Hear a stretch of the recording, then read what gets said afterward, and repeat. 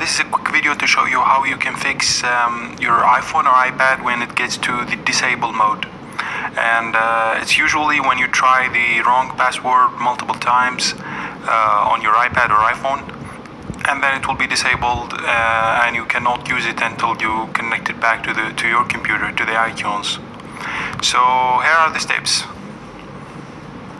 First, we need to connect our iPad to the computer.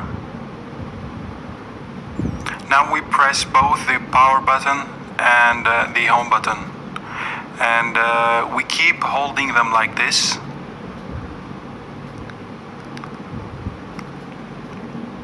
until we see the Apple logo.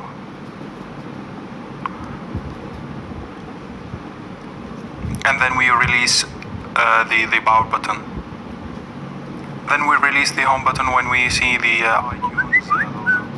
It will take a few minutes to load,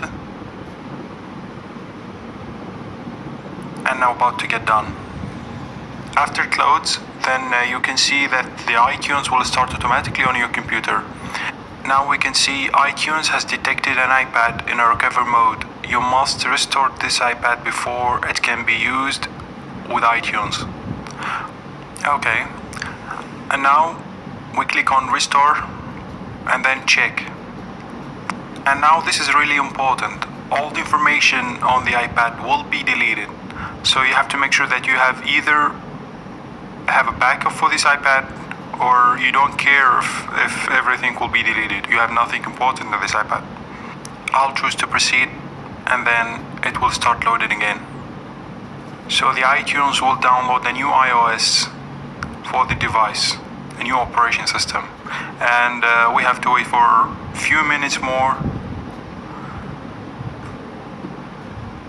And then here we go. All we have to do is to proceed with the configuration steps to start using our iPad.